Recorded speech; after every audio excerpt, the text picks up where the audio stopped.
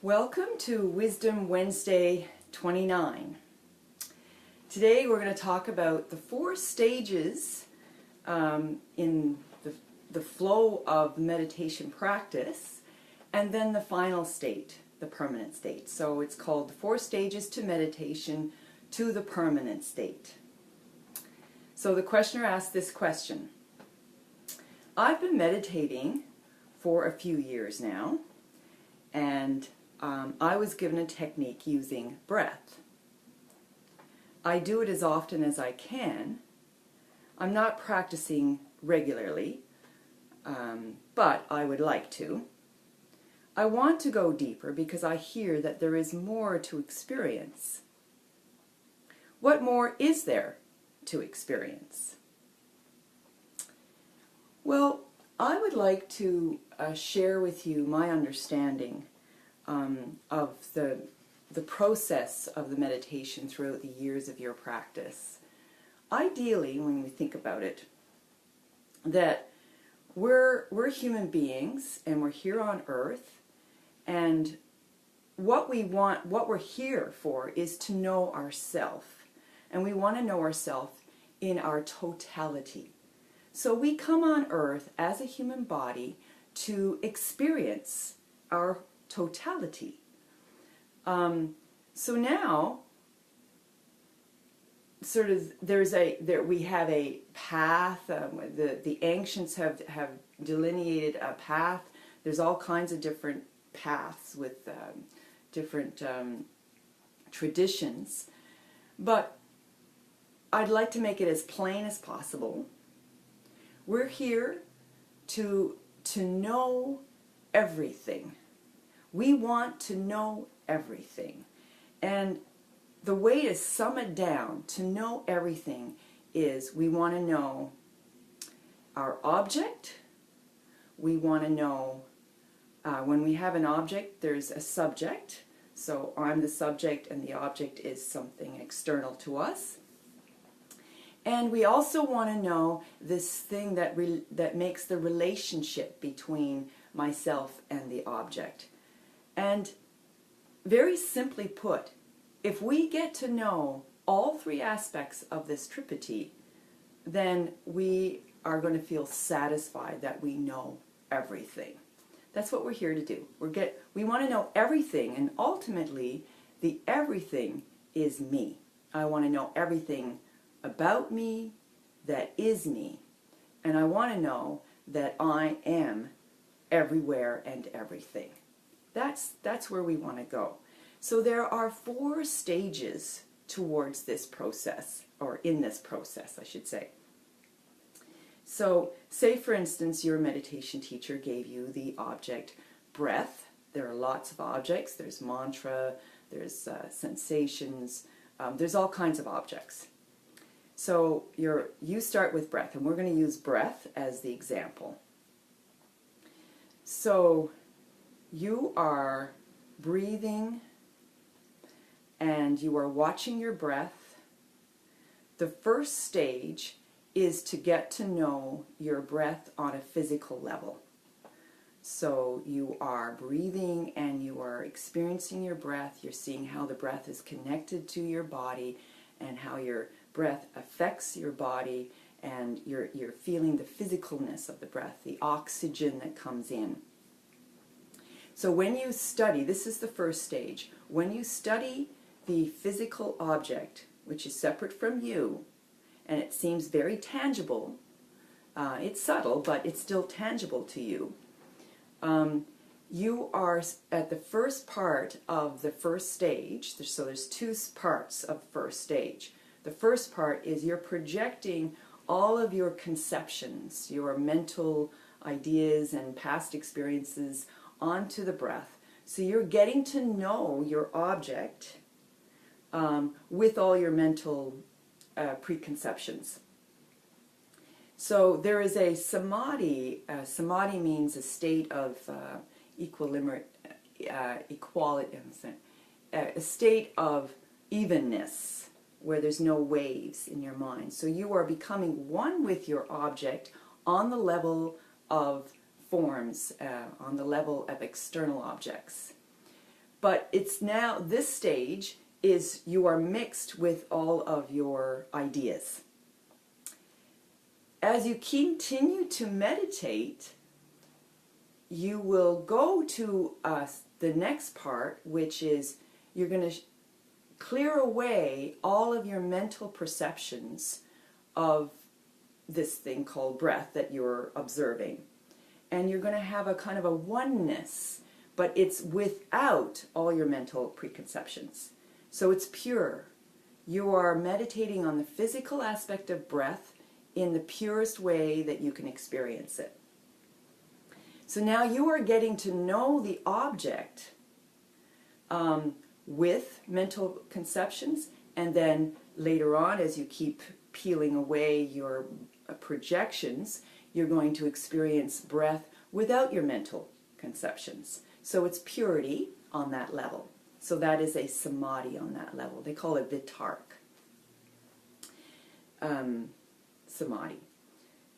Next stage, so that's stage one, it's the physical object.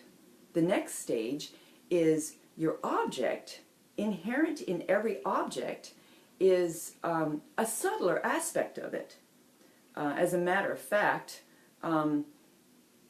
thought includes, the object includes the thought. So you can think about breath, and now what we'll do is we'll think about the breath rather than having the physical form of breath through just feeling it in your body. Now you have the ability to imagine breath everywhere. You can imagine that breath, that everyone is breathing. You can imagine that the trees are breathing. You can imagine it's very sentient. So you're using your thought level to experience breath everywhere.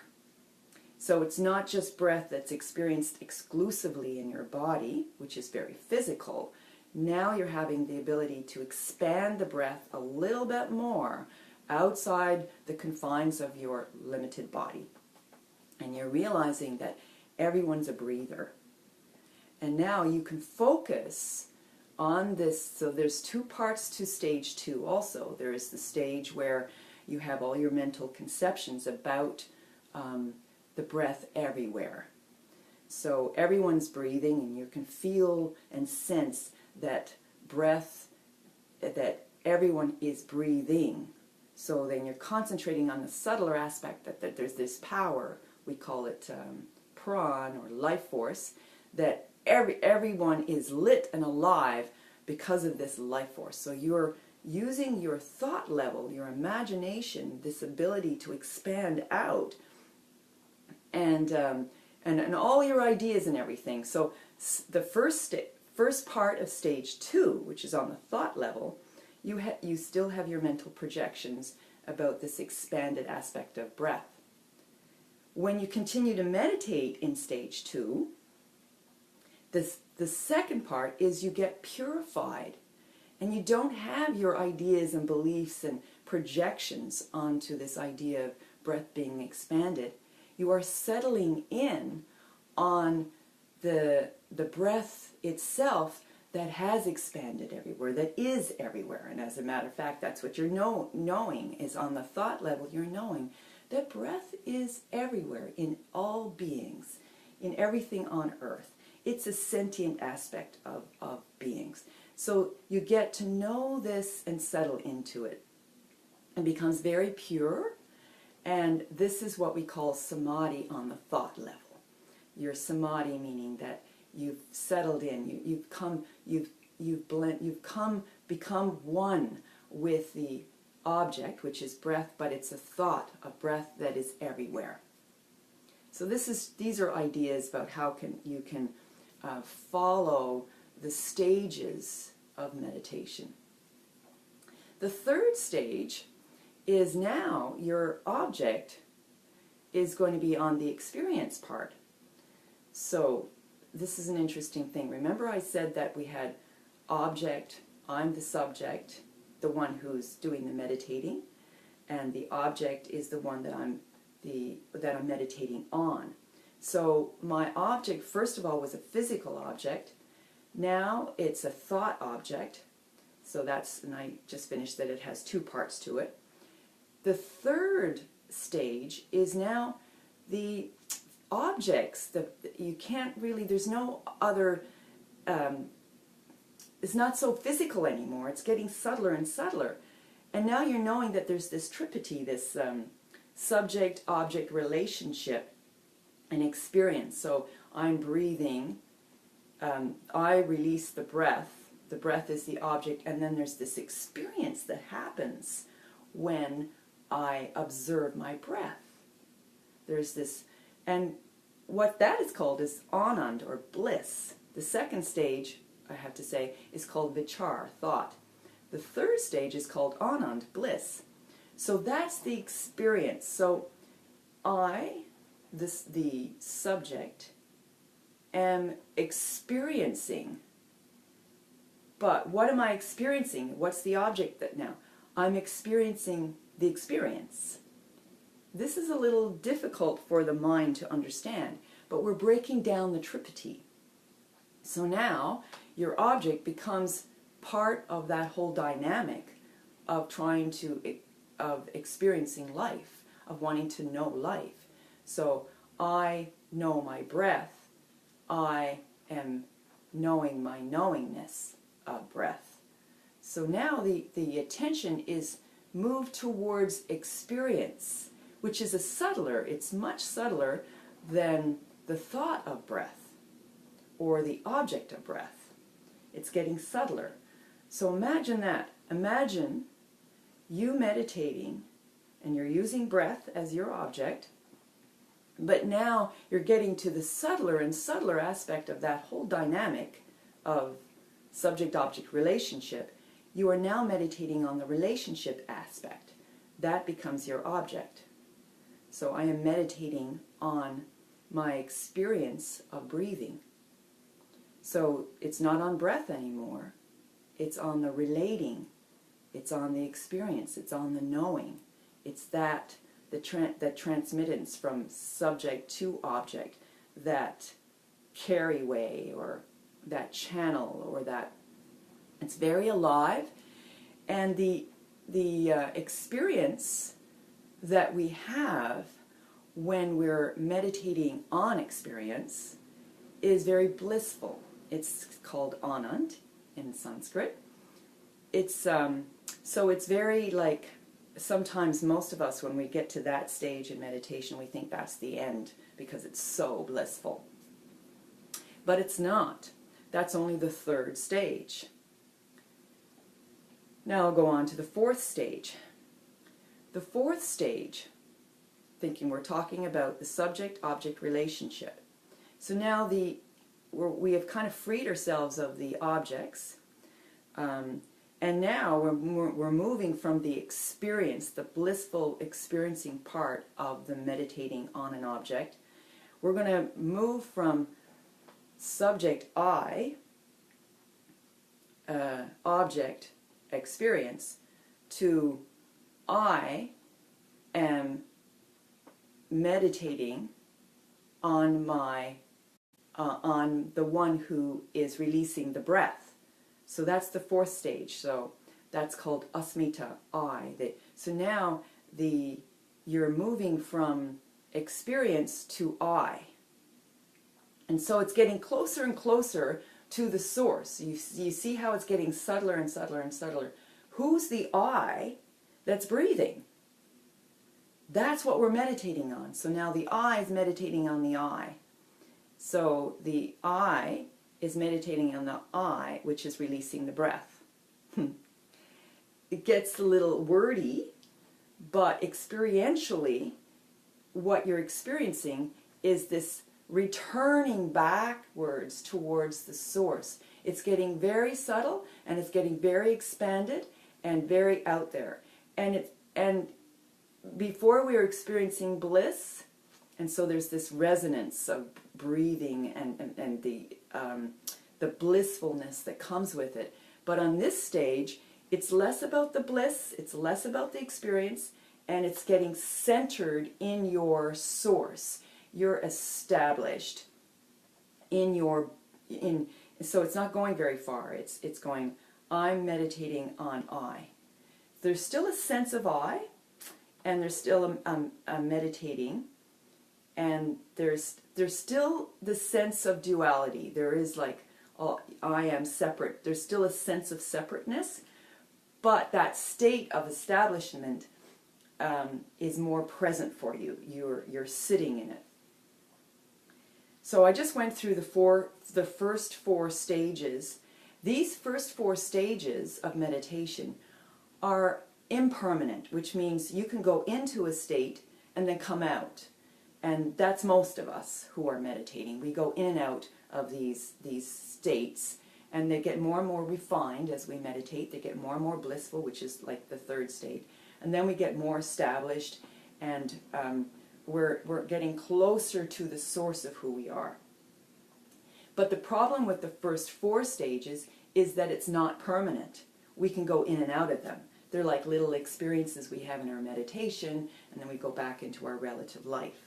So our vision hasn't been totally transformed into the vision of oneness. We're still holding the vision of duality. But it's getting better and better. We're holding more oneness as we go to the 4th state.